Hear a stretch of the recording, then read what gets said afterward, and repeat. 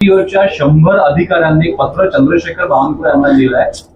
बजरंग खरमाटे जे वादग्रस्त आणि निलंबित आरटीओ अधिकारी आहे त्यांच्या आणि इतर काही जे ज्येष्ठ आरटीओचे अधिकारी आहेत ते हप्ते वसुली करतात, त्यांचे काही एजंट्स पण आहेत आणि थेट महसूल मंत्र्यांनाच पत्र लिहिलंय. का ऑडिओ क्लिप्स पण आल्या आहेत.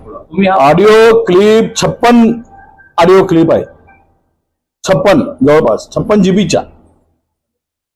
यामध्ये मागच्या विदर्भात सोडून विदर्भातील जे काही अधिकारी आता नव्यानं रुजू झालेत किंवा नवीन त्यांची नियुक्त्या झाल्या त्यांना टार्गेट केलं जात आहे आणि त्यांना या सगळ्या वसुलीच्या गोरखधंद्यामध्ये सामील होण्यासाठी त्यांच्यावर अनेक प्रकारचा प्रयोग केला जातो. राजेंद्र भुयार, आनंद मोड आणि त्याच्याबरोबर खरमाटे आता थोडे फुटला आहेत. यांचा गुरु खरमाटेच, पण आता यांचा गुरु राजेंद्र भुयार आरटीओ झालाय, जे नागपुरातच बसतात, जे कधी अमरावतीला नियुक्ती असून जात नाही. आनंद मोडे गोंदियामध्ये असतात. हा यांचा एजंट गुड्डू सेठ.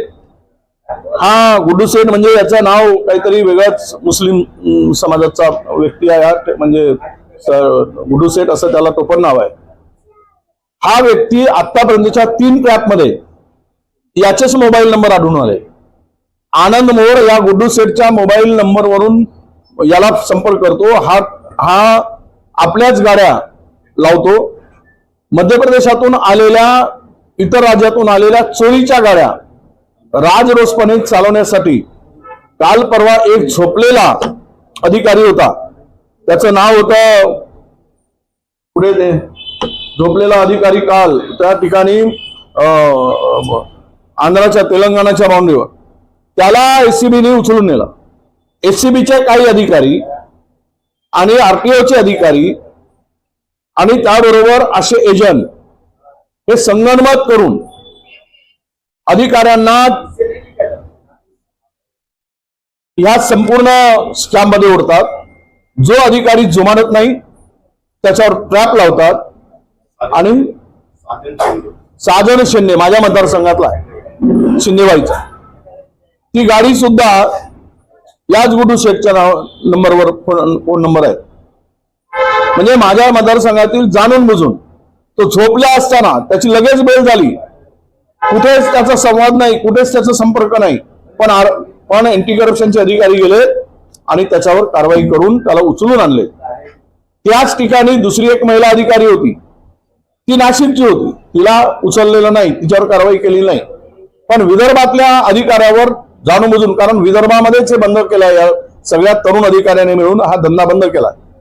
बाकी महाराष्ट्रामध्ये दर महिन्याला 20 कोटी रुपये 25 कोटी रुपयाची वसुली सुरू आहे. विदर्भातून सर्वाधिक वसुली होत असते, ती 10 ते 15 कोटी रुपयाची. ही सर्व मिळून याचे धागेदोरे मंत्रालयापर्यंत आहे. 100 अधिकाऱ्यांनी रीतसर तक्रार करून पहिली तक्रार गहाळच केली, मग दुसरी तक्रार मंत्र्यांच्याकडे करावी लागली, मुख्यमंत्र्यांच्याकडे करावी लागली. हा प्रश्न विधानसभेमध्ये येणारच आहे. पण हे जे काही ट्रॅप होत आहेत याच्याशी कुठलाही धागादोरा जुळत नाही. जो हा संभाषण व्हायरल आहे, झालेला आहे, असे अनेक संभाषण. म्हणजे हा अमोल आनंद मोड नावाचा माणूस त्या आरटीओ अधिकाऱ्याला इन्स्पेक्टरला सांगतो की ही गाडी आहे. त्यांनी सांगितलं या गाडीचा चेसिस नंबर काही बरोबर जुळत नाही, वेगळा चेक केल्यानंतर. नाही ती सोड, फोनवर सांगतो, त्याचं संभाषण आहे. अशा अनेक ठिकाणी राजेंद्र भुयार, आनंद मोड आणि हे सगळं, या सगळ्या अधिकाऱ्यांची मागणी आहे की चेकपोस्ट बंद करा. अदानीला जो देऊन ठेवलेला आहे एकदा सेटलमेंट करा आणि बंद करा, म्हणजे हा वसुलीचा धंदा बंद होईल.